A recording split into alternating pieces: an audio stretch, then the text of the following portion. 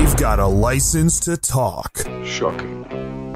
Positively shocking. And the words are for your ears only. I think you got the point. Welcome to The Words Are Not Enough. On our first episode of The Words Are Not Enough, we're going to be talking about Daniel Craig. Is his body too broken to continue doing any more 007 stunts? The most popular James Bond video game ever made just celebrated its 20th anniversary. And in honor of Sean Connery's birthday last week, we rank all 6 of his 007 outings. Stay tuned.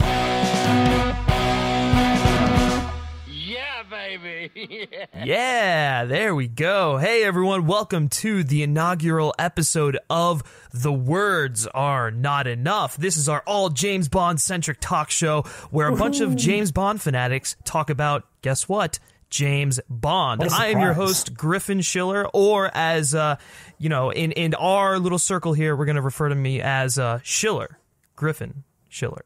And I'm joined here today by my lovely co-host, Mr. Brody Saravelli. Say hello to everyone, Brody. Yes, I guess I should also be Saravelli, Brody Saravelli. Right, because it just makes sense. We got to go this way. Of course, yes.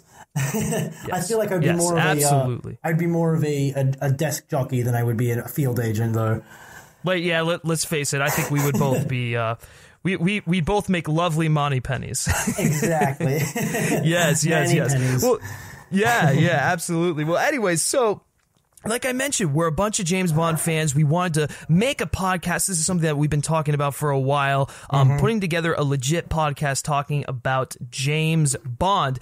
And while it was a little road to get to this recording session that we're currently in, let me tell you, there were quite a few hiccups in the process of getting this thing done. Oh, really? Hopefully there aren't any surprises along the way, but it's okay. We're doing it. We're here. It's finally time to talk about James Bond. And we've actually got quite a bit to go through today. I was actually surprised at how much news is relevant right now regarding the new upcoming Bond stuff, and then other just, Bond-centric topics that have kind of popped up over the last couple weeks or so. But anyways, I'll give you a little taste of what the format of the show is. Basically, we start out and we're talking about all Bond-centric news. So this is the movie news. This is the news pertaining to the new films and whatnot, mainly pertaining to Bond 25, because that's really all we're going to be getting for quite some time now. And this segment is called Tomorrow Never Lies. Yes, we named a segment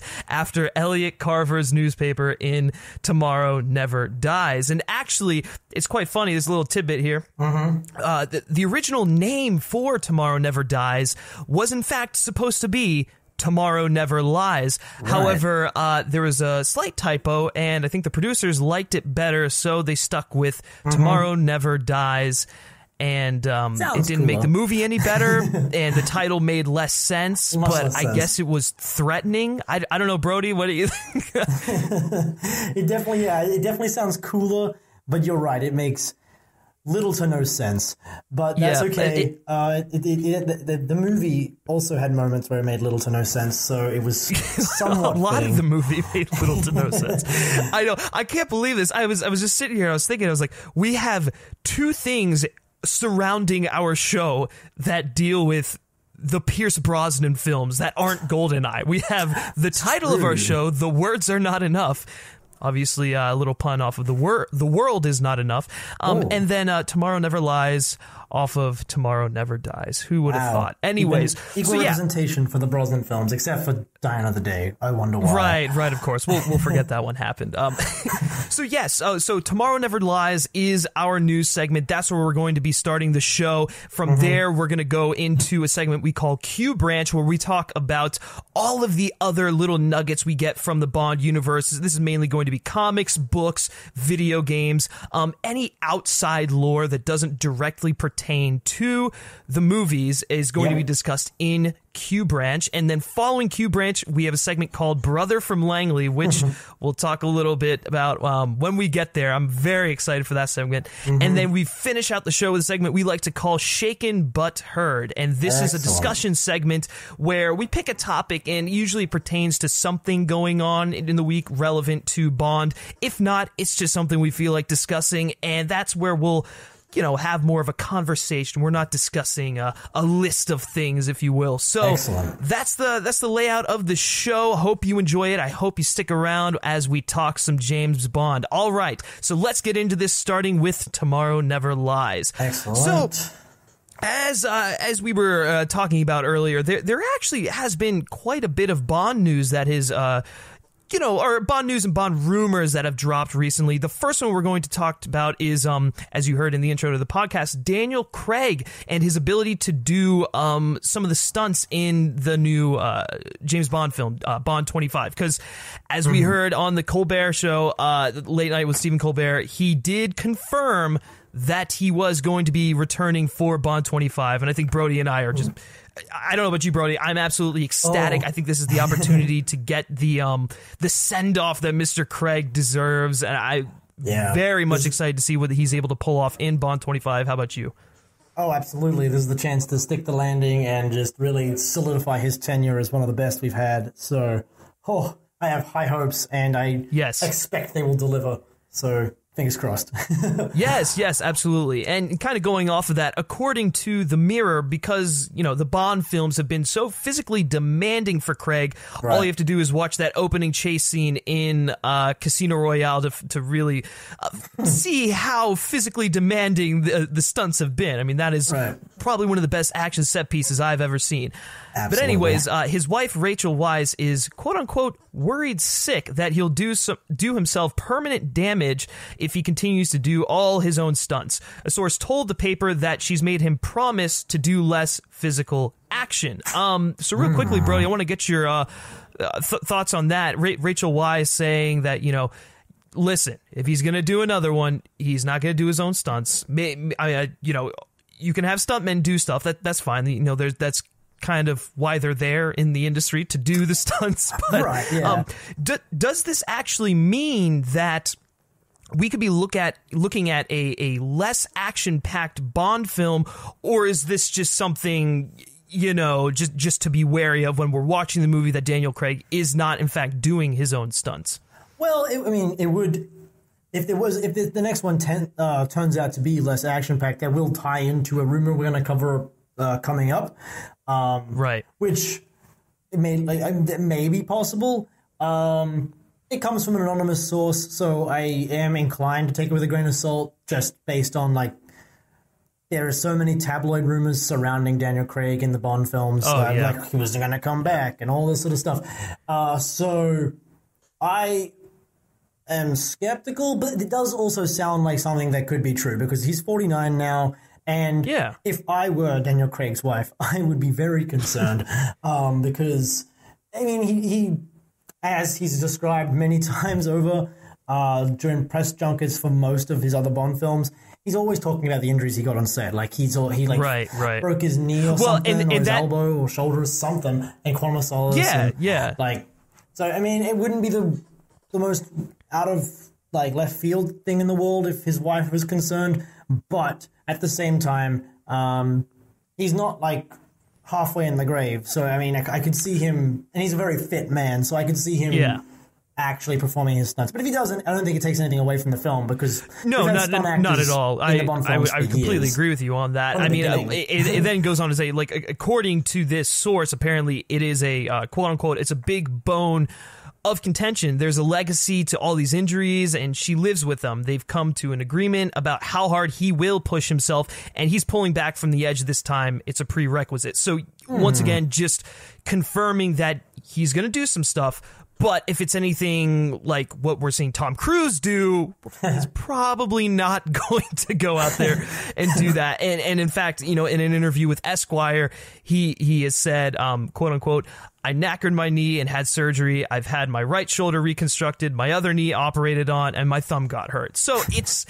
he is no stranger to injury on these sets, and I think it's a smart move that if he's going to do one more outing, he should focus more on his performance and diving deeper into the character of Bond that we've seen before, rather than maybe doing some of these more physical stunts that seem to get him pretty injured. Because I think we can both agree on the fact that with Bond 25, we want a very emotionally driven, deep, like a finale to the finale to his arc. That once again, when Casino Royale came out, it was very much a darker, more intense, realistic, yet emotional, character-driven film, and it really was unlike anything we had really ever seen from the character before. I mean, License to Kill kind of touched on that, but I think that was about the closest we got. Well, other than On Her Majesty's Secret Service. Right. But that's kind of like the forgotten gem. Unless you're a Bond fanatic, then it's probably one of your favorite Bond films ever made, rightfully so. Yeah. So what Craig has established here, I think, needs to be tied up in a bow very nicely. And if that means doing more character-driven moments, or I'm sorry, having more character-driven moments in, having it be a slower-paced film instead of a nonstop action thrill ride, I think that's the right move to go. And the way I think that's the right direction to go in. Right. And even though, it might be a more character. It might be more of a character study. I think we can always count on Bond for at least 2 action set pieces. Even the more spy-centric films such as From Russia with Love, it still had its fair share of action set pieces. So I think we can at least count on it for 2. I'll give you the final word on this topic. I was just saying, ultimately, if this is a prerequisite for him doing another Bond film, fine. As long as we can get him doing another Bond film, you know what I mean? So yeah, absolutely. If this is what it takes, let's go for it. We got stunt guys for a reason. This film will not suffer for it. So yes, absolutely. And speaking of Bond 25, that'll segue into our next topic, which has to deal with the release date of Bond 25, and actually more specifically the date in which it will, the month in which it will begin production. So, according to the World of James Bond.blog, this is a James Bond blog. Apparently, they have a fairly credible source here. I know who would have thought that the World of James Bond.blog would be a source for James Bond news. Shocking.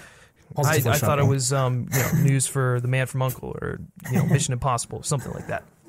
But anyways, I'm going to read you a little excerpt here from their posting. They say, "The World of James Bond can now confirm in exclusive and thanks to an anonymous source, very linked to the Bond, that the production of Bond 25 will begin in May." That is a very oddly worded sentence, but it's what I'm reading. As you can see in the image below, a fragment of an email. So I'm going to read you a small little excerpt from this email that they got from their supposed credible source. Well, it's an anonymous source, but anyways, it says, "Yesterday I met with blank, who was so influential in the look of the Bond films, and he informed me that production was starting next May. Both of us were reminiscing about old times while enjoying our retirement."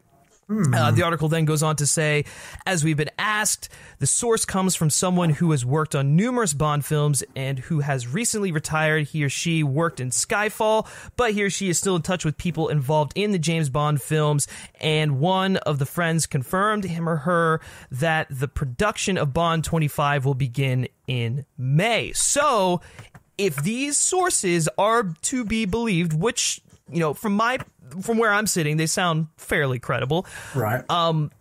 And, looking at the timeline, this also makes a lot of sense. Bond 25 will begin production in May of 2018.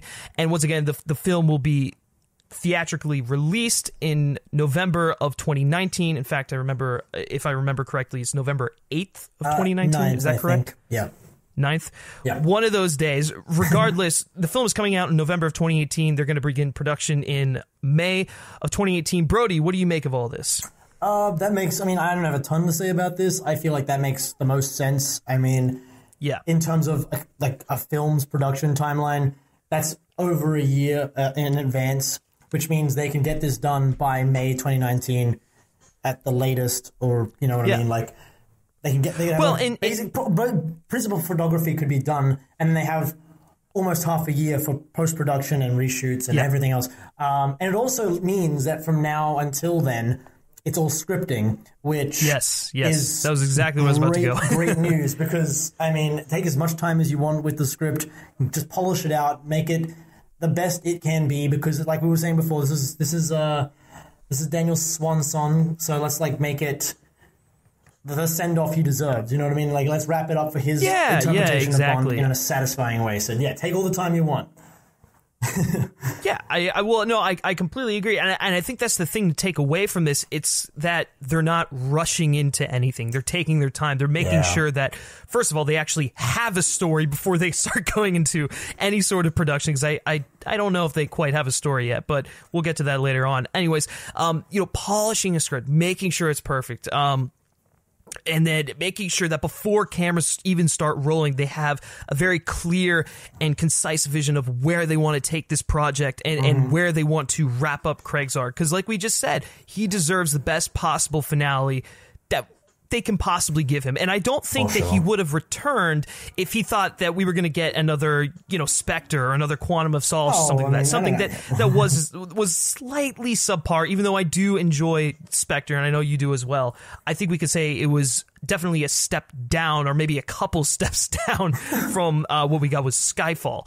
So it's definitely underwhelming compared to the Skyfall and Casino Royale. Yeah, well, absolutely, completely agree. Especially, yeah, and that's the thing, it looks to me, just based off of this very small piece of information, that they're taking their time, they're doing it right, and I think as a result, we're going to get a pretty damn good movie out of it. I don't know what you think, but I think that's what they're... no argument here. Yeah, I think that's definitely the route they're going with this, and rightfully so. Come on, Craig needs the best send-off. And kind of going off of that, like I mentioned earlier, I touched on the script. Yeah. And I still don't think they have quite an idea of where they want to take the story, but someone may in fact have an idea where they want to take the story, and that's going into our next topic here, the director rumor mill. Who is going to be directing Bond 25? Well, there's been a number of names thrown around there, one of which was Denis Villeneuve, who Eon actually fought for him, and apparently Villeneuve wanted to do it pretty badly. And for those of you who don't know, Denis Villeneuve did last year's Arrival. He's working on this year's Blade Runner 2049. He did a film called Prisoners with Hugh Jackman and Jake Gyllenhaal. Another film with Jake Gyllenhaal called Enemy. The man has never made a bad movie. Oh, Sicario. God. Yeah. Thank you for reminding me. That's an incredible film. The guy is probably one of the hottest talents in Hollywood right now. He is just cream of the crop. He's doing everything right. So the prospect of him directing a Bond film could have been amazing, especially if we get, Roger Deakins back in cinematography. Oh, I know. Oh, God. Give it to me now. Yeah, for real. But unfortunately, they weren't able to make their schedules work, and he is signed on to do Dune, and contractually he had some issues that were prohibiting him from engaging in another film that could take up the next 2 years of his time. So I get it. It's unfortunate, but hopefully we're going to get a really good Dune movie out of it. Small trade-off, I guess. Yes, a little bit. But anyways, another name that was thrown around was Yann Demange. And for those of you who don't know, Yann Demange is a French filmmaker. He's fairly unknown. He did a film called 71, which was very good. Highly recommend. And then he's working on something else with Matthew McConaughey. I believe. What's the name of that film? White Boy Rick? Yes. Yeah. Yes, that's something like that. Anyways, he's working on a film with Matthew McConaughey. But yes, very... he's not as well known as someone like Denis Villeneuve. But anyways, yeah, he's an up-and-comer. And, that might be a good route to go for Bond instead of finding someone established like, a Sam Mendes. Even though we got a phenomenal film like Skyfall, I think someone like Demange can bring a different perspective to the character that we may not have seen before. I don't know what you think on that, but... Oh, yeah. I mean, like last time they took a risk like this with an unknown director was actually Quantum of Solace with Mark Foster. He was another foreign director. And some would say that didn't quite pay off. Well, I would say that whatever anyone thinks about Quantum of Solace, one of the stronger aspects of Quantum of Solace was its sense of style. It was a very stylish, slick film. And... If they hadn't had a writer's strike, I feel they may have had a stronger story to go with that style. We were talking about that earlier. But so I think with a year to prep the script and a a new up-and-coming foreign director. This is a pretty nice, like, comfortable territory to be in, I think, for the Bond films. Yeah. And according to this, we found this. Where did we find this source again? It was like a James Bond Tumblr page. Juicy James Bond. Juicy James Bond. There's your shout out. I don't know. Apparently, they're somewhat reliable. Apparently, just take this all with a grain of salt. Just take it all with a grain of salt. Right. Yeah. Anyways, but apparently Demange has come up with a story that has a much harder take on the character than what we've seen before, which is kind of hard to believe after we've seen something like Skyfall and Casino Royale. It's like how much darker and heavier can you get? And yeah, I mean, it's been speculated that he had a meeting with Eon. Apparently, his story blew them away, and now they're seriously considering offering him the job. Or if you believe this rumor, they've already offered him the job. It's like the biggest thing that's being talked about in London right now, according to this source. But this is. I don't want to say it's a surprising move because, once again, I have no idea what his story was, what he pitched Eon, how he blew them away, quote unquote. But if you are to believe these rumors and you are to believe that he has, in fact, taken the reins of this project, we gotta hope that what he was pitching was just incredible. I mean, I love the enthusiasm of this, like that this story sort of indicates, whereas like he had an idea and he came to them with his idea, which is like kind of reminds me of Sam Mendes with Skyfall, where he came to them and was like, I want to do a Bond film. And look what happened because of that. His enthusiasm was translated into the work that he created. So it's great that he's not just a gun for hire, essentially, that this is a man with a vision who has an idea. And I think that's a really, really promising detail if this turns out to be true. Yeah, exactly. Well, and once again, just to kind of conclude this little article that we found, this article is saying that he does have the job and is apparently working with Purvis and Wade, who have written every single James Bond film since The World Is Not Enough. And he'll probably bring on his own writer after Christmas. Now, you have an interesting tidbit of information regarding this kind of collaboration. Would you like to share it with the class? Oh, yeah. It's basically just every time Purvis and Wade collaborate with someone, because I feel like they have really good ideas, and they are decent writers. But every time they collaborate with someone, they create something exceptional. So they collaborated with Paul Haggis, who did like Crash, and they wrote Casino Royale. And then they collaborated with John Logan, for Skyfall.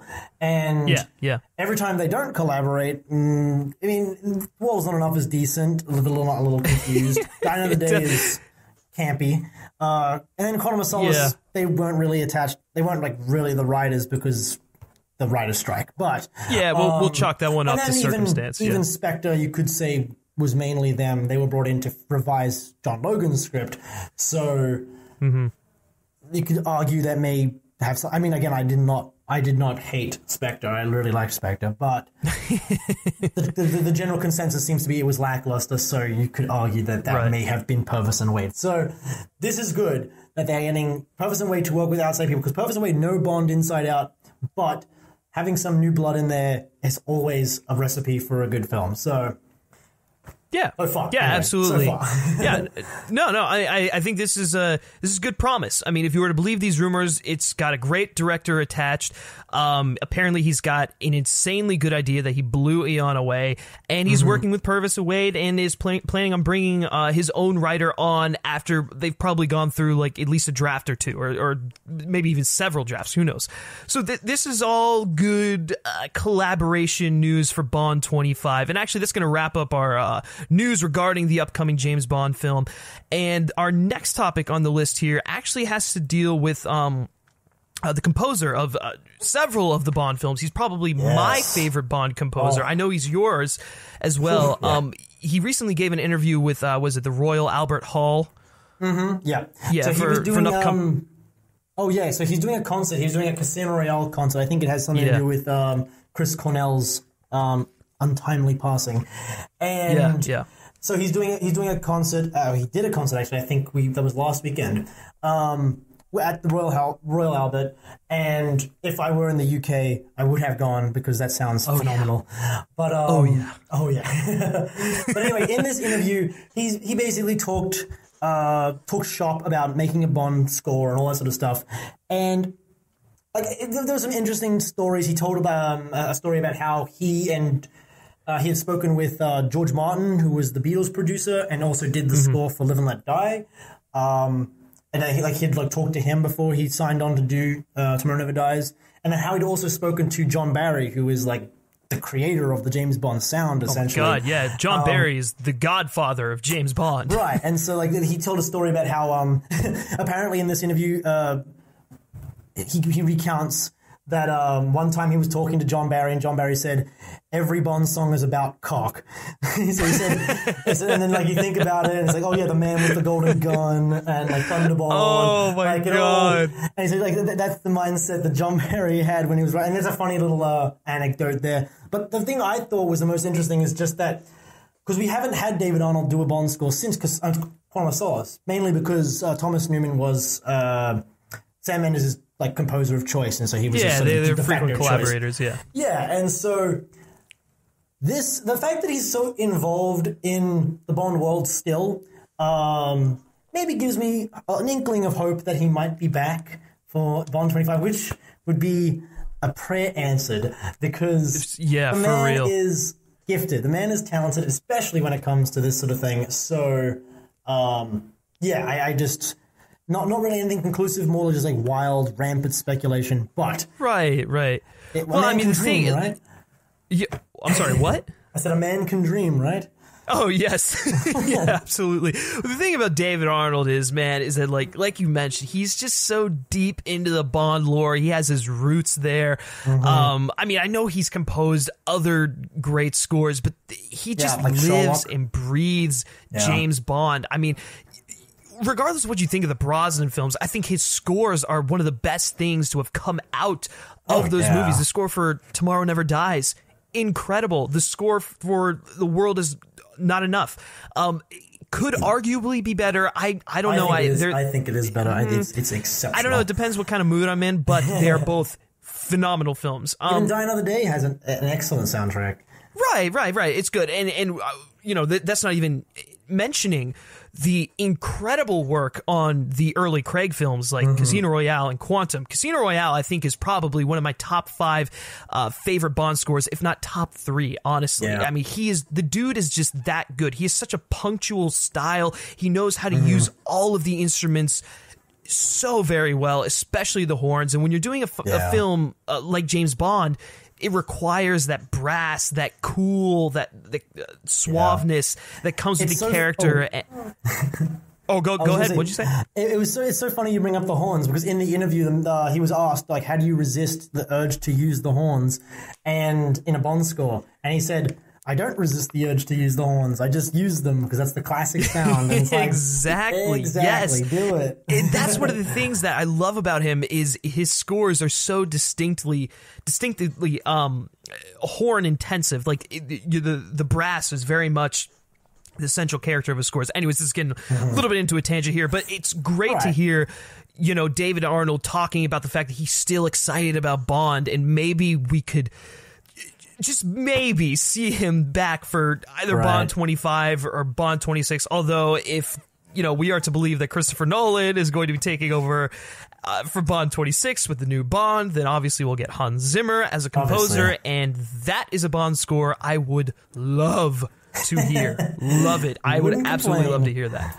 Oh boy. Yes, absolutely. Well, anyways, we got 2 little nuggets of information here left in our Tomorrow Never Lies segment. The first one being that last Friday, I believe, a week ago, a day less than a week ago, on August 25th, or should I say, Sir Sean Connery celebrated his birthday. I forgot to write down how old he was turning, but anyways, the OG Bond, the original Mr. Cool, still to this day, probably the second best, if not the best Bond to have ever, held the pistol on screen or whatever you want to say. Anyways, yeah, just a very sincere and happy birthday to Mr. Connery. And he's 87. We'll dive into Sean old. Connery a little bit later on in our discussion segment, but just a little tidbit of information there. And then our final little nugget of the day. And Brody, I want to get your opinion on this. Oh, yeah? I believe it was on Tuesday of this week, this last Tuesday. In 1978, the scene in Moonraker where Sir Roger Moore tries out the centrifuge trainer was shot. Now, Brody, do you have any fond memories of that scene or of Moonraker in general? Honestly, that may be one of Roger Moore's best scenes. Primarily the bit where he gets off the centrifuge and he's like sort of just, there's no quippy lines or anything. He's just like nearly dead, and he sort of just stumbles out, and he looks like he's going to be sick, and he just looks. That's one of his most convincing scenes, and like just straight up dramatic scenes in the whole like canon of the Roger Moore films. So you can appreciate it for that. Moonraker gets a little too much hate, I think. The last third is a little bit sci-fi, but the first half, like 2/3, a really entertaining, like sort of just Bond film. Right. Even the stuff in space is kind of entertaining if you can just sort of suspend your disbelief. Right, you just take it for what it is. I mean, if you just take Moonraker and you're like, all right, they just went balls to the walls, they didn't give a shit what was going on. And if you just take Moonraker at that, there is definitely enjoyment to be had out of that film. And it is by no means the worst movie out of the Roger Moore series. No. I mean, there are worth watching alone for the skydiving stunt in the opening sequence. That is one of the best stunts ever done. Ever. Just so great. Yes, definitely agree. And with that wraps up our news segment. Leave your thoughts and opinions in the comment section if you're watching this on YouTube, on all the topics discussed today on the Tomorrow Never Lies segment. Today and tomorrow. Yes. All right, interesting. All right, and that's going to be it for that segment. And we're moving on into Q Branch. So this is the segment where we talk about all the other stuff that has to deal with James Bond, video games, books, comics. There's a really great comic, or there are several really great comic arcs out now about James Bond, but that is not going to be the main topic for today. Goldeneye, I believe over the weekend, this past weekend, not Labor Day weekend, celebrated its 20th anniversary. And it's kind of crazy to think about that because Goldeneye, I think, was arguably more popular than the movie. The video game was, at least.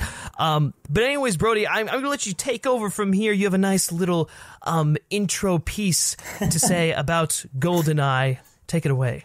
Okay, so Goldeneye is, I wish you hadn't hyped this up. Now I feel the pressure is on. But that's the thing, man. When the pressure's on, you perform better. This is your chance. You're on center stage, man. You got the mic. You're ready to go. Oh, boy. For England, right? For England. For England, James? For me. Oh, perfect. There we go. Excellent. A little Goldeneye action. But, so Goldeneye was released in August of 1997, and it was, which is quite interesting considering that the film Goldeneye came out in 1995. So this delayed film, adaptation was released, and it basically birthed the genre of the first-person shooter, or at least redefined what a first-person shooter is. A lot of the core mechanics that the game introduced definitely we're still seeing the impacts today. Especially the multiplayer, and I can attest to this myself. I played many an hour in that multiplayer. Oh my god! Yes, just incredibly something. And not just that, little parts, in terms of the mechanics of the game. I don't know if you know this, but if you shoot an enemy in the leg in Goldeneye, they fall over, or they at least hop around. They have different hit markers all over the body. So depending on where you shoot, and that had never been done before in a video game. Right, that was definitely revolutionary. Yeah. Right, and just this graphically not the greatest game ever made. Well, for its time, though. For its time, it was good. For its time, it was still a little bit rough looking. But... I guess. But I mean, even then, like it made up for it in the mechanics of the game. It is a masterpiece in terms of that. The most interesting thing about the game, besides that, as though you needed something more, is the fact that it was released to wide critic praise, which you don't see too much anymore for a movie tie-in game. Right. Never mind a movie tie-in game 2 years late. And to some extent, it is more popular than the movie it's based on in terms of just like pure recognition. If you say Goldeneye... Actually, when I was looking up this information on Goldeneye, I searched Goldeneye release date, and the Goldeneye video game came up before the movie. So if that's my gosh, that's too funny. Any indication on just... And that's not to say that Goldeneye the movie was not popular and successful, but this game has a lasting, I guess, impact, especially on people our age and just a little bit older than us. Like our generation, this game was the first-person shooter. I mean, it defined so many of our childhoods. I mean, honestly. I mean, kids today are never going to know what it was like to play Goldeneye. All they have is Call of Duty. Which, ironically... GoldenEye got an HD remake that was basically a Call of Duty clone, which was GoldenEye Reloaded, which actually wasn't too bad. And they inserted Daniel Craig into it and updated the graphics and all that. And I would have preferred if it had just been an HD remake of the original game, but for what it is, for a Call of Duty clone, not too bad. So, what do you have any fond memories playing GoldenEye, Griffin? Playing GoldenEye, dude, I have so many memories just playing with my friends. I mean, we'd always like it was just one of those things. Whenever anyone got the golden gun, you knew it was all over, and you either had to gang up on the guy who had the golden gun to just kill him, or you had to just accept your inevitable demise. I mean, it was just one of those things. Your inevitable doom. Yeah, exactly. But gosh, I think one of my favorite game modes was playing the man with the golden gun. Because everyone had the golden guns. You were going around with those one-shot kills. It was one of the most rewarding things whenever you hit someone with it. It was just, yes! You feel so accomplished because you killed them with the one-shot. But, yeah. And then, the other thing I loved about the game, the machine gun that was, like, clearly supposed to be, like, I think, like, an AK or something. It looked like a pencil. Yeah. The pencil machine gun. You remember that? Oh man, dude. The graphics, man. And I still have the game, man. I'm looking at it right now. I've still got the N64 game in my N64, and every now and then I'll hop on, play a few rounds, and, while I think it's safe to say it doesn't necessarily hold up. It's a little bit more difficult to play for hours and hours and hours. Right. At least on my part. Just because of how advanced video games have gotten, it is still so much fun, man. I think it's probably the defining game of, well, not the defining game. I have several defining games, but it's the early Griffin years and that little chunk of time where the N64 was the shit. That was the shit of the shit. If that makes sense. Yeah. Oh, absolutely. The only thing I had to add in terms of like a story is that anyone who plays Oddjob is a cheat and a scoundrel and should not be played with. Because Oddjob basically has a one-shot kill, which isn't fair. Yeah. And then he's so short, you can't even aim at him. It's unbelievable. Like, I'm getting all angering the blood again, but I know. God. It was like there's so many just like cheap things that people could do there. Like you pick up like one of the rocket launchers, and it's just like, well, fuck, it's all over now. Oh my god. Yeah. Actually, anyways, fuck. Or go ahead. I was gonna say that's actually an interesting segue into, I guess, our next Q branch kind of a discussion. Because it's interesting that, considering how popular the James Bond games have been, and not just GoldenEye, but like Nightfire, Everything or Nothing. Right. I do remember Nightfire. Yeah. They've all been fairly popular until somewhat recently when they've sort of fallen off the map. So I was just wondering why there hasn't been a major, like, flagship James Bond game, at least since 2012, but like arguably there hasn't been a big James Bond game in years. Like they've actually like really pushed. And I would say real quick before you go on, I would say that From Russia with Love was the last like big hit James Bond game. Honestly, yeah. Oh yeah, for sure. And that's ironically, I think that's the last one that EA made before the rights went to Activision. And, yeah, really. Activision dropped the ball on that one. Like, oh my god, they just made Call of Duty clones, which is going back to what I was saying before about GoldenEye Reloaded, and they basically, when they made 007 Legends, which is the last major release to come out, which I didn't hate. You know, I liked the concept. I think the execution could have been better. Like if it was third person instead of first person, and then like, you know, it was more gadget intensive and more like James Bondy. I think I would have liked it a little bit more, but I still had fun with it. The premise was cool, and it would have been a fun game, but it was just really bland and short and just not very engaging overall. Right. Which, because of that, the game did very poorly in sales and in reviews, and that eventually led to Activision relinquishing the rights to make a game. So there isn't really any like sort of like AAA developer holding the rights right now, which is one of the reasons why we haven't had a big game in a while. But on top of that, I don't know if you ever heard of a little game called James Bond World of Espionage. And no, I haven't. I wouldn't blame you. I should. I'm like a co-host of this show. I mean, holy shit. Oh no. I honestly I haven't. You're excused because this is a mobile game. This was basically the tie-in game. This was basically the tie-in game for Spectre. Sadly enough. Oh no, kidding! Wow. In that it was released around that time, and it was made by Glue. Hold on, what are they called? Glue Mobile. And they had retained the rights to make these games for the mobile devices. They made a bunch of other really shitty mobile games. They're basically notorious for making very rushed cash grab sort of games that sort of exploit a popular concept or IP or something like that. And so they made James Bond World of Espionage.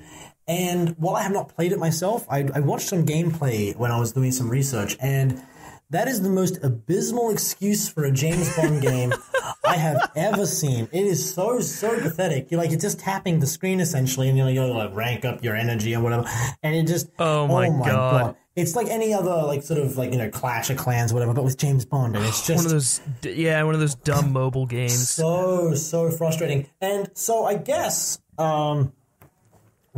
where we would go from here is to say, well, Activision has given up the rights, which means the rights could go to any big AAA game developer that Eon chooses to make a deal with.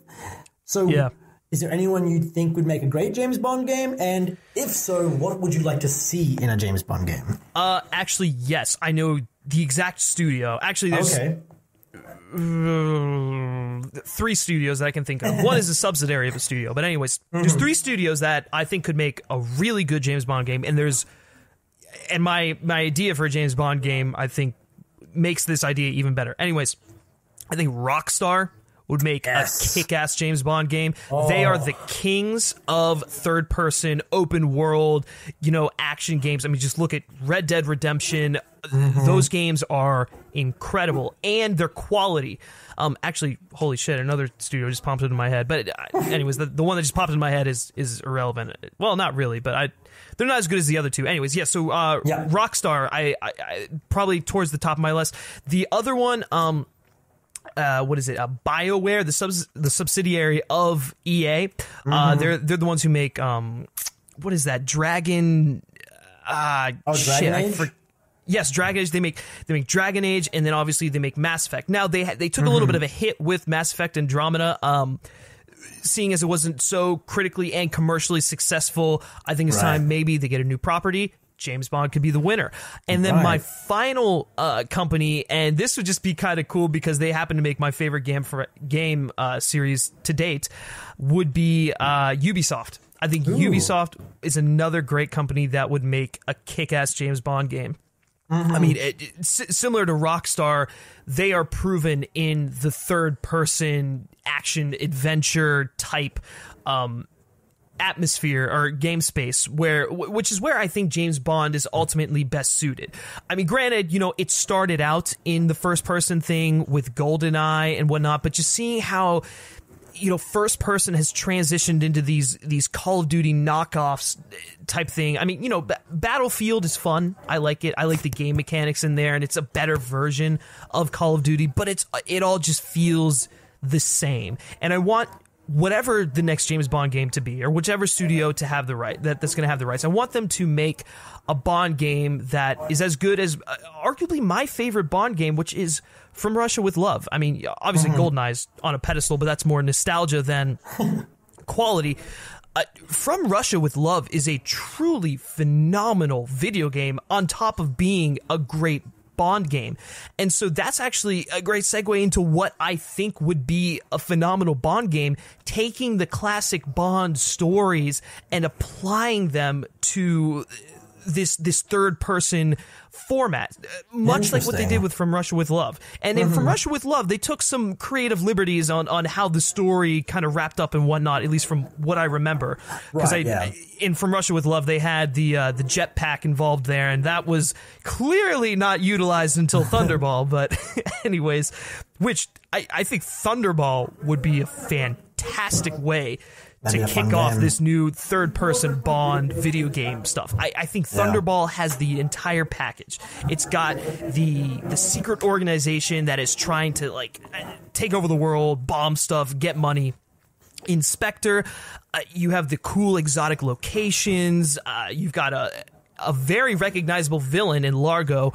And I think that they could do a lot of really cool things with the underwater battle. Like, think of the fighting mechanics as far as that goes in the climax of Thunderball. I think there's a whole lot of possibilities to go with taking that film and adapting it into a third-person game.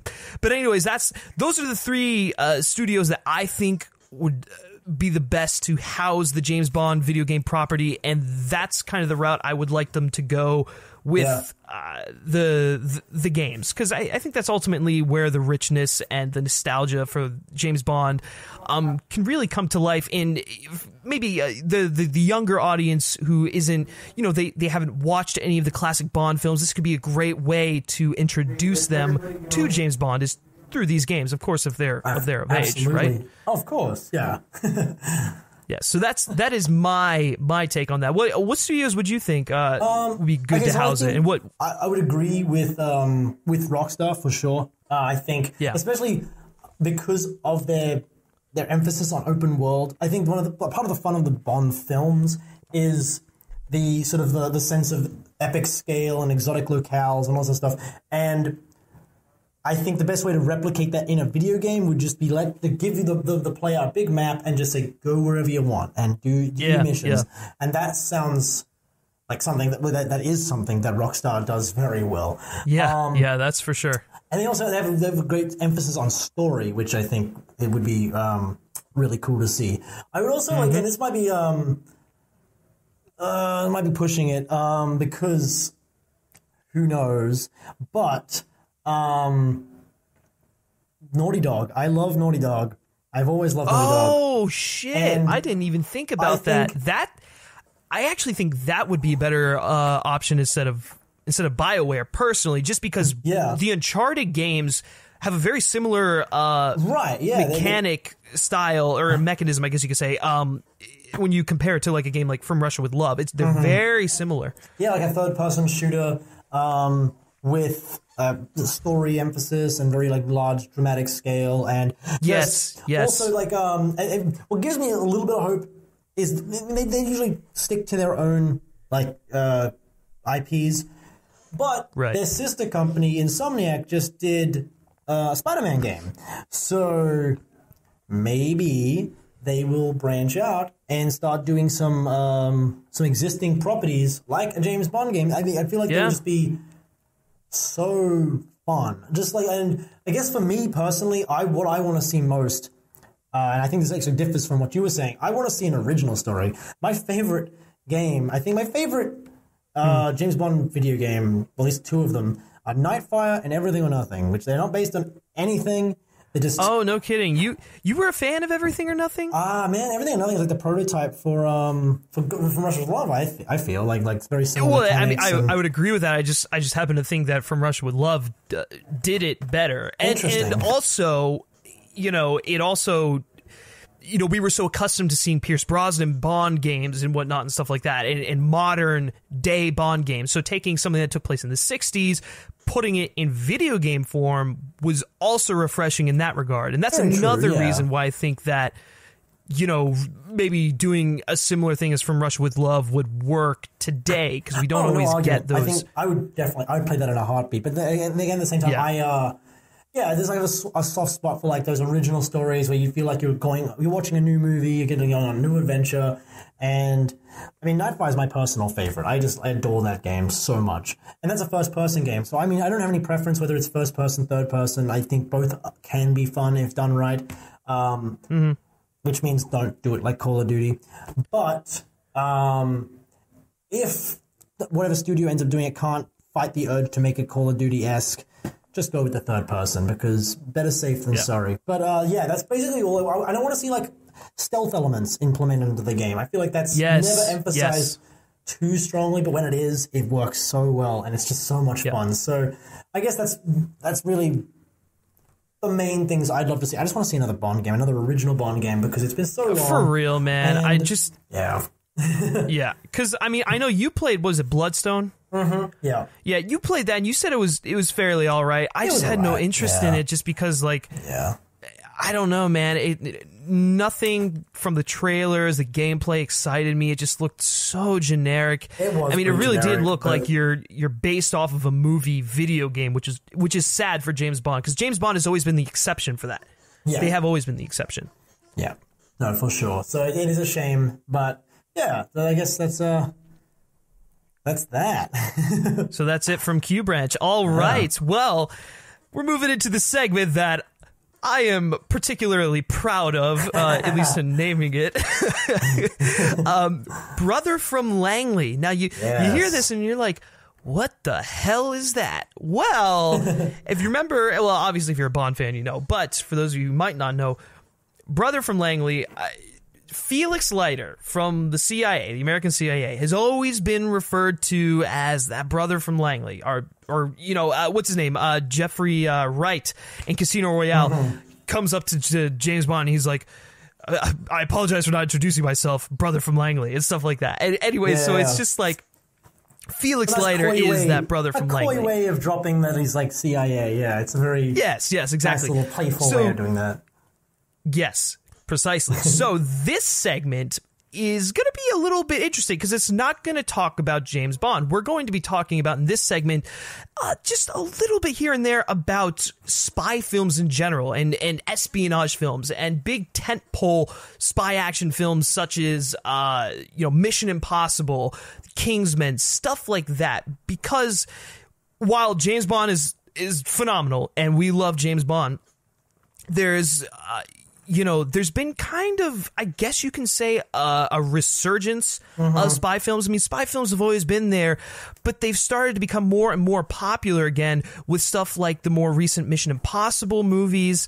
Obviously, Kingsman was a huge tentpole film that kind of made people realize, holy shit, spy films are great. Kingsman is basically like the James Bond spoof that isn't a spoof. It's like kind of satire, it's kind of not, but it's done in the same tongue-in-cheek manner, kind of, an homage to the classic Bond films.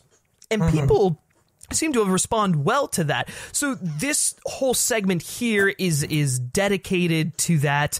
And we're not going to spend a whole lot of time in this segment, because believe me, this show is all about James Bond. That's the whole reason we made this show. But when we were kind of putting together the format for it, we were like, this could be kind of cool. And there's more information that comes out about just these films in general, as opposed to, just every little nugget that we can get from Bond 25 from here until the film's release, So this is where that whole thing is going to go. In fact, once Kingsman is released, we might even have like a mini review in here for Kingsman: The Golden Circle. Who knows? But yeah, that's why this segment exists, and it's why one of my favorite segments on here because I think it's good to pay tribute to the espionage spy genre that James Bond really helped define when it first launched in the 60s. But anyways, Brody, just quick thoughts on Brother from Langley. Do you have anything to say? Because we really don't have any topics for this segment. We just wanted to tell you guys what the segment is. Yeah, no, I think just mainly all I'd have to say is that this is a segment, I guess, that pays not only tribute to the other spies in spy fiction, but it also is kind of a meta look at the influence that James Bond has on the rest of pop culture. Because, like you said, we're still like sort of seeing the influence that those early James Bond films are having even today with things like Kingsman or The Man from U.N.C.L.E. or anything like that. Where it's like, oh yes, thank you for bringing The Man from U.N.C.L.E. There's supposed to be a sequel in the works. There's supposed to be a sequel. Please. But I mean, like, so I'm sure when if we talk about Kingsman when that comes out, I'm sure when we go through it, we'll be talking about, oh look, there's an underwater car, just like the Lotus. Yes. Or we'll be talking about how it ties into Bond. So I feel like even though this is a separate segment.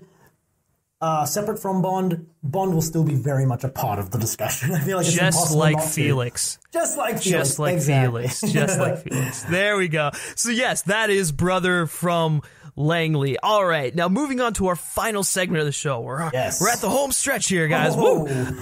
Shaken but heard. This is our discussion segment, and as I mentioned earlier in the news segment of the show, Tomorrow Never Lies, I'm going to be repeating the names of these segments so it sticks in your head. In honor of Sean Connery's birthday last week, we decided that we're going to rank all 6 or 7 if you're one of those awful people who include Never Say Never Again in your list. Oh, no. Anyways, we're going to be ranking all of his outings as 007 from best to worst. From worst to best. We'll start with the worst, work our way up. And then we'll also, throw in there some of our favorite favorite Connery moments and lines, because I have to say, I think Connery had the best one-liners out of any James Bond to date. Easily. Everyone's doing an impression of Connery when they do the one-liners, I think. Yes. Except for maybe Roger Moore. Roger Moore had his own thing going. So yeah, that's true. No. I mean, that's a good point. Roger Moore did have like some good one-liners. It's just the ones that stick with me are the Connery ones. Oh, yeah. Because the Connery ones are kind of cool, and the Roger Moore ones are kind of cheesy, but they're fun. Yeah. Well, that's just kind of a testament to the different interpretations. Anyways, so let's get into the ranking here. Brody, I'm going to let you kick this one off. What is your number 7? Because I know you went with 7 and not 6. I'm going to give away the game straight away by naming my number 7. My number 7 is Diamonds Are Forever. Oh, you are a... I don't want to talk to you.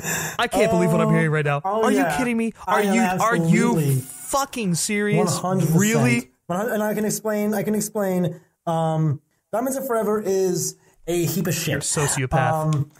Diamonds Are Forever is wasted potential, essentially, is my biggest problem with it. It is a sequel to On Her Majesty's Secret Service, but little more than an opening sequence is devoted to Bond's revenge, I guess, for the death of his wife. It's just... Well, we'll get to this when I talk about it for me, but I completely agree. Totally just like half-assed and it almost makes it unforgivable in terms of the canon, because that was like the most important thing they could have like had to deal with, and they didn't deal with it at all, and it was so unsatisfying. And on top of that, Sean Connery is bloated and just not giving his best performance, and... I don't know, something about the Las Vegas setting, especially Las Vegas in the early 70s, there's nothing classy about that. It's very uninspiring, that's for sure. It's very almost tacky. It's just, I mean, like... Right, yeah, a little bit. And that's not to say that America is a tacky setting for a Bond film, because stuff like Live and Let Die and all these other films have taken place in America. But Las Vegas, especially in that time period, was just a very, just a filthy place, and not the kind of exotic locale you expect from a Bond film.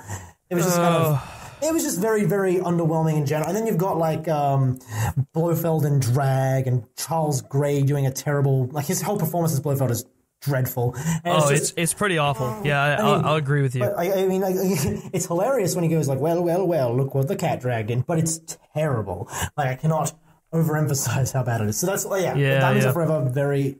I shouldn't have to explain too long why it's bad. Yeah, well, I mean, if we weren't counting Never Say Never Again, for whatever reason you are, I can't. For the life of me, I can't imagine. Like, why? Like. You'll see. We'll get to it when you talk about it. But anyways, yes, my number 6, because I'm doing 6, not 7. My number 6 is, in fact, Diamonds Are Forever. For much of the same things that you said, it's just a very lackluster story. Not a whole lot to it. The setting of Las Vegas is I happen to disagree with you, though. I think in this film, Connery has a significant more amount of charisma than he had in You Only Live Twice. While it's not like, pinnacle Connery as Bond, it does look like he's enjoying himself, probably because he's like bathing in all the money that he's getting paid to do the film at night at an ungodly amount to return as Bond. But yeah, like you said, the whole Blofeld thing is completely rushed. It's garbage. It's not good. It's not good. And the movie on a whole is not good either. The two henchmen, kind of Mr. Wint and Mr. Kidd. Oh, like, you've got to be kidding me. They are not good. They are probably some of the worst henchmen or I guess villain as characters in a Bond film to date. I don't know, Brody. Do you have any comments on those two characters?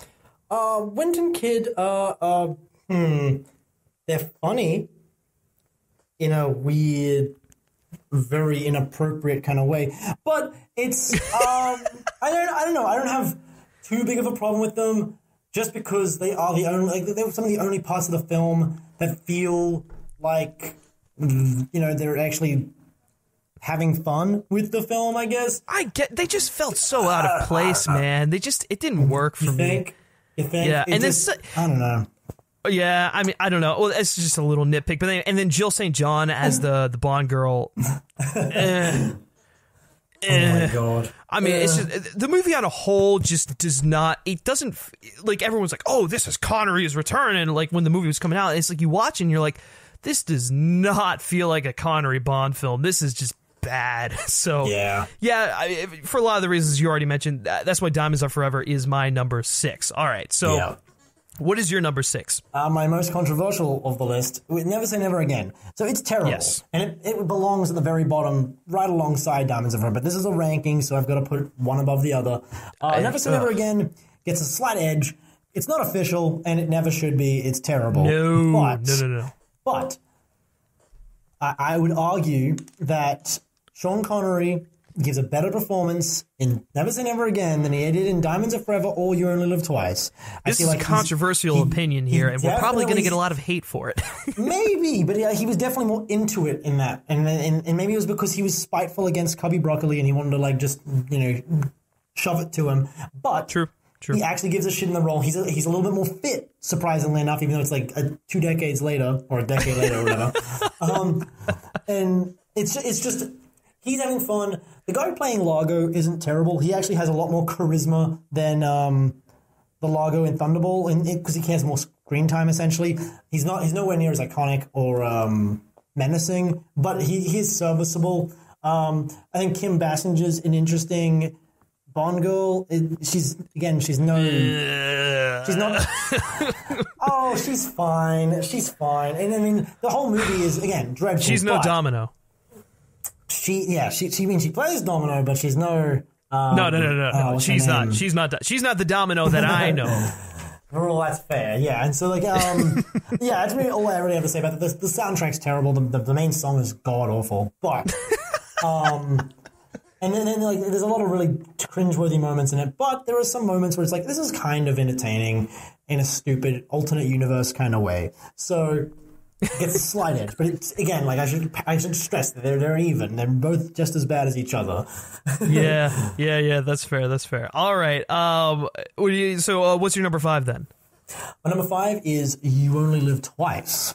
Okay, good. That's my number 5 as well. So we can just talk about it in tandem here. Excellent. So You Only Live Twice. Sean Connery's obviously not thrilled to be in the role. He's very like dry in it, and I'm not talking about like his sense of humor. I'm just talking about his performance. He's very unenthusiastic. Doesn't very little emotion. Yeah. Yeah. And it doesn't help that obviously he was going through a lot of stuff at the time, and also he was feuding with like Harry Saltzman and everyone else, and so it didn't translate. And there's also a lot of really goofy parts in it. Like we were talking about this beforehand. Like every ancillary character is basically a ripoff of another one from a different Bond film. So like you've got Hans, the henchman, who is basically just a Red Grant clone. Your 5-cent Red Grant. Right. Seriously. And then you've got, I forget her name, the redhead chick. She is a Fiona Volpe, like. Yeah, she's a Volpe ripoff. And it's just, I don't know, it's just so lackluster, which is surprising considering so many iconic moments come from it. And there are some really, really nice moments in You Only Live Twice, like the volcano layer, and Donald Pleasance as Blofeld is iconic and very creepy, and it's just it was definitely a worthwhile reveal when you hadn't seen this guy's face for like 4 films, and then you finally get to this film, and it's like, whoa, okay, no wonder they weren't showing his face. Like the guy's messed up, and right. Well, but I will say this about I will say this about Donald Pleasance. As creepy as he was, I also felt his performance was just very lackluster, very unenthusiastic. Not saying that Blofeld had to be enthusiastic, but there's a right way to do it. And the right way was done in On Her Majesty's Secret Service. That's true, yes. Blofeld. That is that's Blofeldy Blofeld. Exactly, and that's what I'm saying. Like Donald Pleasance he's fine, and the reveal is iconic, and yes, the way he looks in the film is iconic, but it's just, I think it's actually probably one of the worst performances Donald Pleasance has ever given. Probably, yeah. He didn't have too much to work with. He was just sit there and be menacing and say things in an accent. Like, but who could forget probably the most controversial and the most dated thing about this movie, and that is when James Bond, in fact, turns Japanese. Oh my God! Yeah, that's. Ooh, boy, that is unconvincing and oh my God. One of the most one of the more he didn't even try. He just he's just talking like this the entire time. It's like, yes, I'm Japanese, and it's like no one believes you, Sean. I know. No one questioned him or anything. They're just I think some of the people honestly, in the world of the movie, I feel like everyone was so embarrassed that they didn't want to tell him. They're like, "Oh, should we tell this white guy that he does not look Japanese?" And so no one mentioned it. Right. That's true.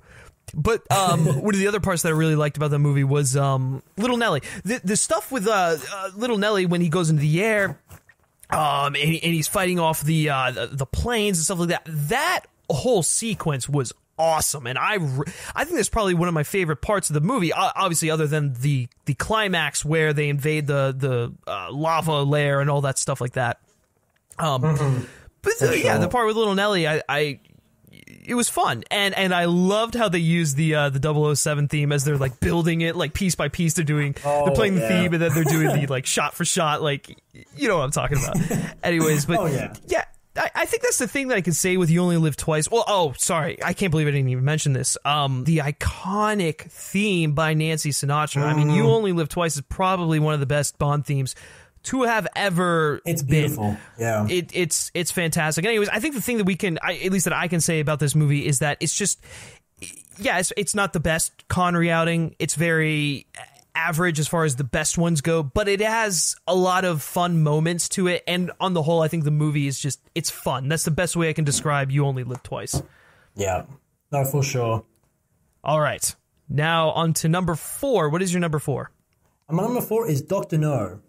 Oh, dude, we are on the same page here. Dr. No is my number 4.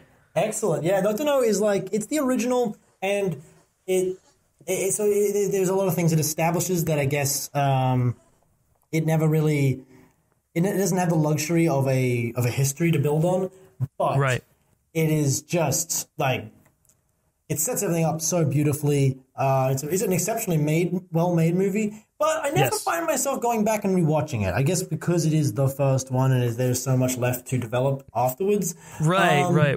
So well, that's just real quick.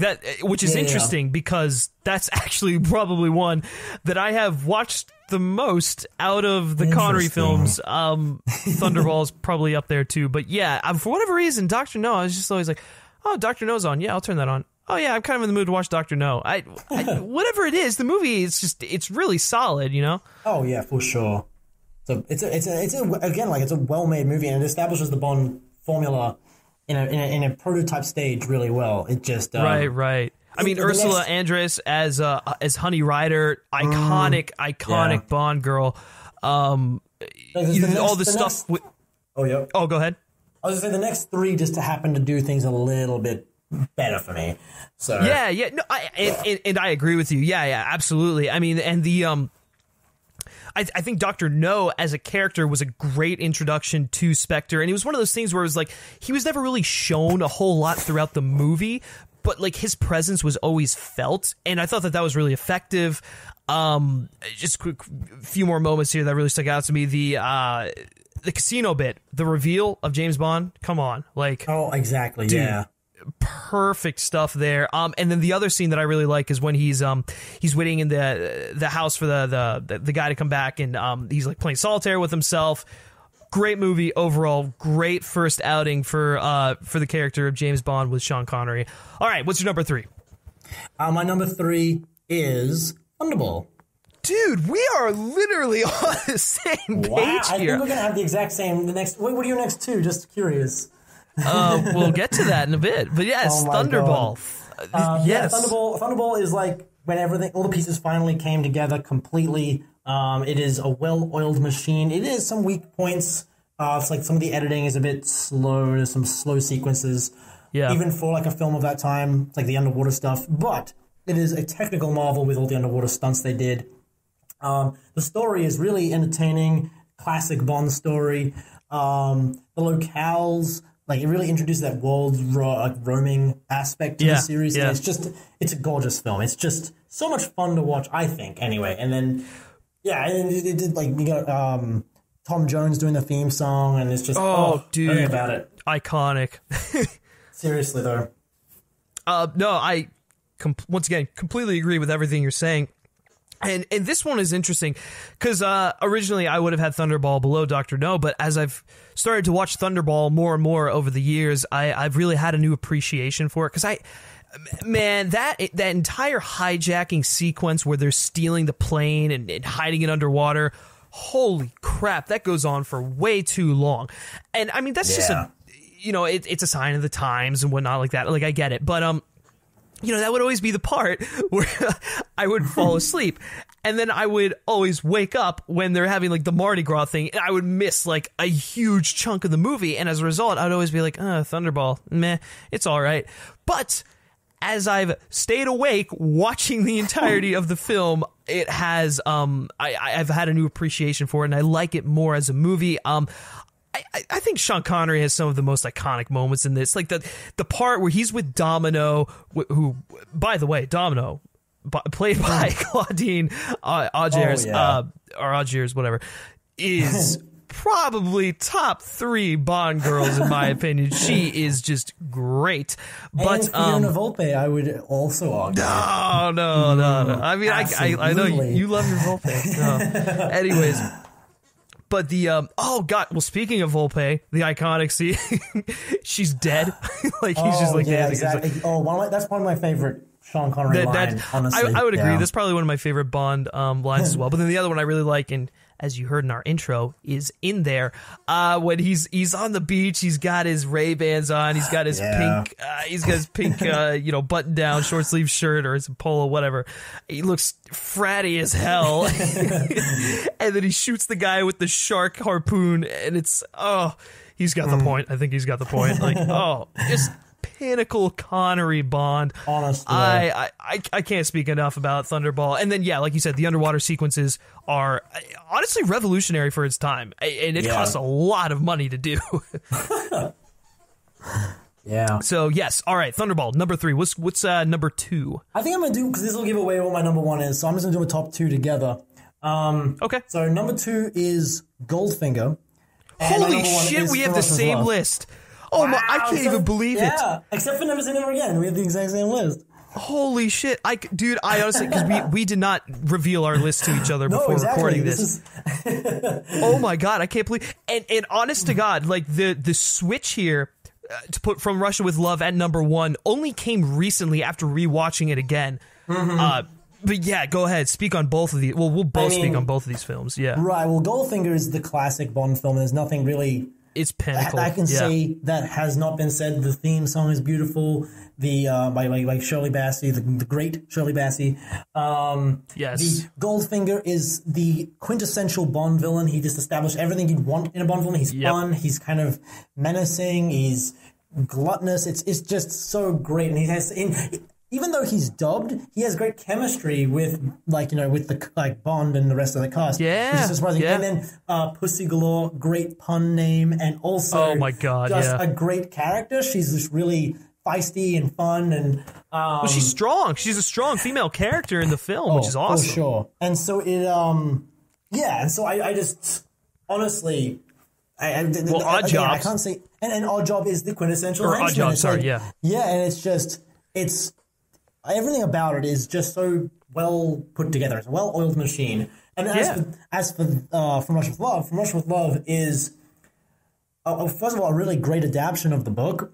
There are some changes, but it is very, very faithful, and it is just such a great espionage thriller. And you've got such an interesting villain in Red Grant. Red Grant is Bond's shadowy opposite inspector, and it is so much fun to watch him and Bond sort of play cat and mouse with each other. And yes, played by none other than Robert Shaw, ladies and gentlemen. Quint Robert from Shaw. Jaws is in a Bond film, and he's fantastic. And so that film is just tense all the way through. It's a masterpiece, honestly, and I think it's the best performance. Maybe not, but it's one of the best performances that Sean gives. He definitely settled into the role very quickly. Yeah. And then there's the first film with John Barry's iconic score, which just made it feel like Bond. And so and the other thing that I think oftentimes gets lost in just in the shuffle with this film is the theme by Matt Monro.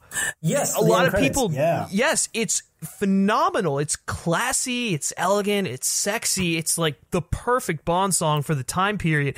But like a lot of people don't really count that as From Russia with Love's theme because it wasn't played at the beginning, but it's played throughout the film and then concludes the movie very nicely. I think that is probably one of my favorite Bond songs, to be quite honest with you. Honestly, I wish it was over the opening credits. It's that good. Yes, completely agree.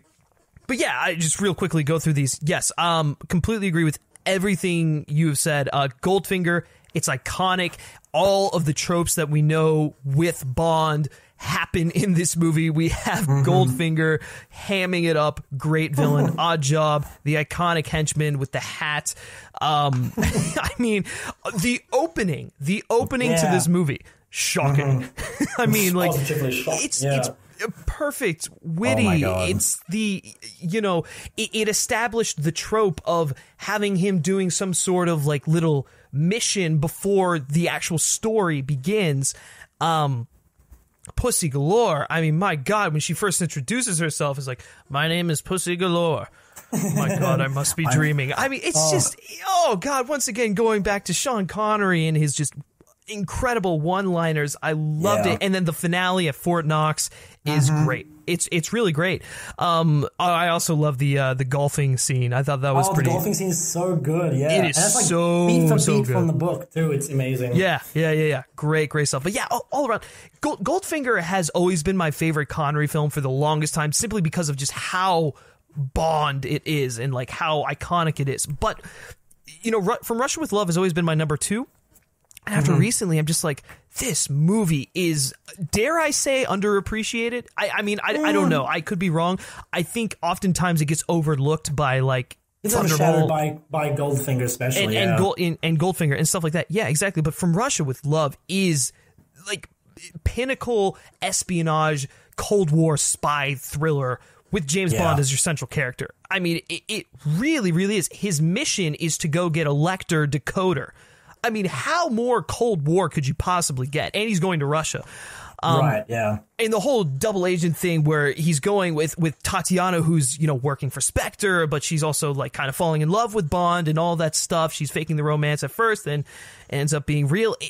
Just all of that stuff feels so perfect in the movie. Yeah. And then I think probably one of my favorite scenes in the film, or I'm sorry, I've got two that I really love. Or I'm sorry, there are several scenes in this film that I really love. One of them is the gypsy camp.